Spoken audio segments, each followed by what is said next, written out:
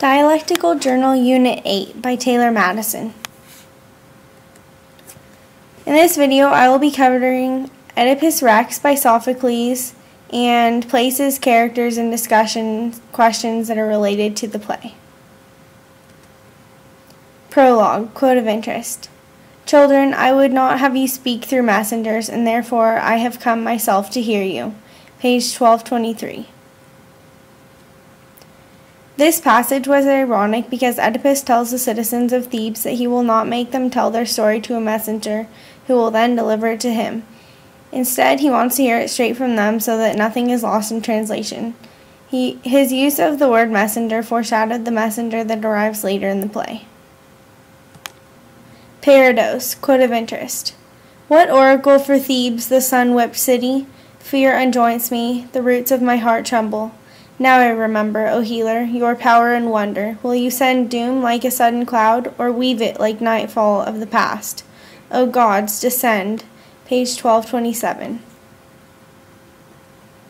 This quote was spoken by the chorus and reveals the characters' faith in the gods. They look to them for advice and help during hard times such as the plague spreading through the town. It was intriguing that Sophocles introduced the idea of oracles at this point because they affected the entire rest of the play. Scene 1, quote of interest. I solemnly forbid the people of this country, where power and throne are mine, ever to receive that man, or speak to him, no matter who he is. The Delphic voice of Zeus has pronounced this revelation. Thus I associate myself with the oracle and take the side of the murdered king. Page 1229. The audience is not yet aware that Oedipus will eventually be revealed as the one withholding the information. He advises the people to never speak to the man who murdered Laius again. Little does he know he is preaching his own future. Ode 1, quote of interest. Shall I believe my great lord criminal at a raging word that a blind old man let fall? I saw him when the carrion woman faced him of old, prove his heroic mind. These words are lies. Page 1235. This section can be interpreted in two ways. One can either assume that the chorus does not believe Oedipus is guilty, or one can look for the irony provided by the chorus. They may be urging the viewers to ponder whether Oedipus may have had a part in the murder of the old king. Scene 2, quote of interest. Think of it, I have touched you with these hands that killed your husband. What defilement! If his account of the murder tallies with yours, then I am cleared. Page 1243. Oedipus begins to realize that the people he killed on the street were the king and his escorts. Jocasta is not ready to believe what she is hearing, so she tries to console Oedipus into thinking that he may not have been the killer of her dead husband.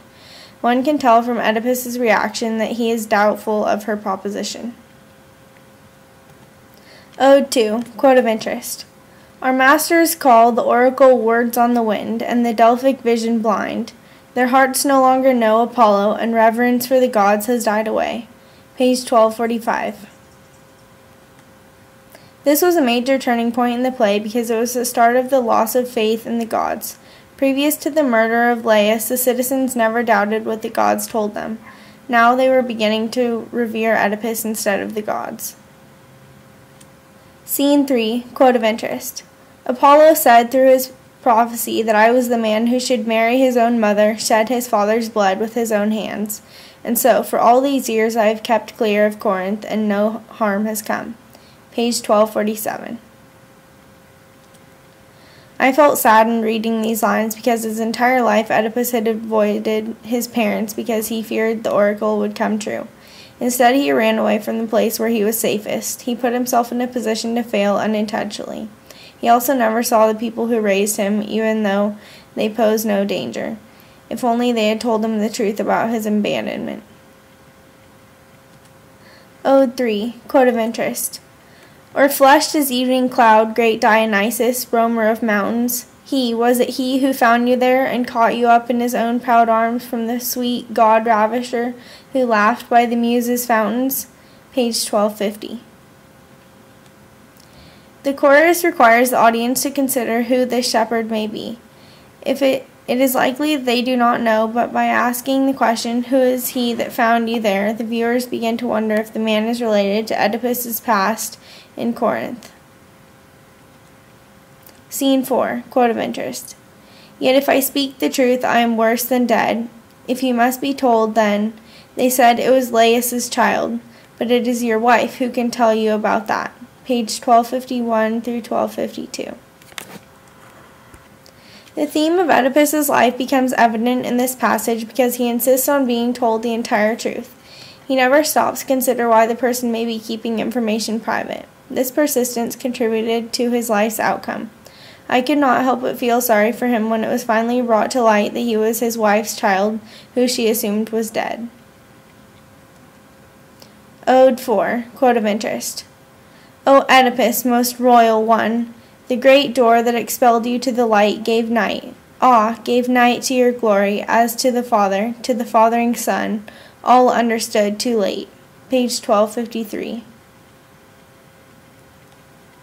Now that the citizens had completely abandoned their beliefs in oracles, they turned to Oedipus, treating him as a divine figure. This was another example of irony in the play because Oedipus's fate was foretold by the gods. Therefore, the people's lost faith was proven to be a mistake.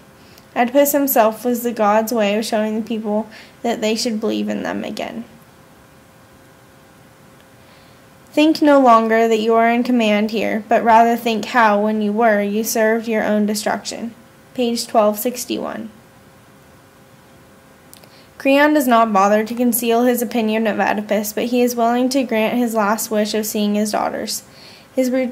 Creon's brutally honest comment about Oedipus aiding in his own destruction was justified because the king had not been willing to admit that he had any role in his fate.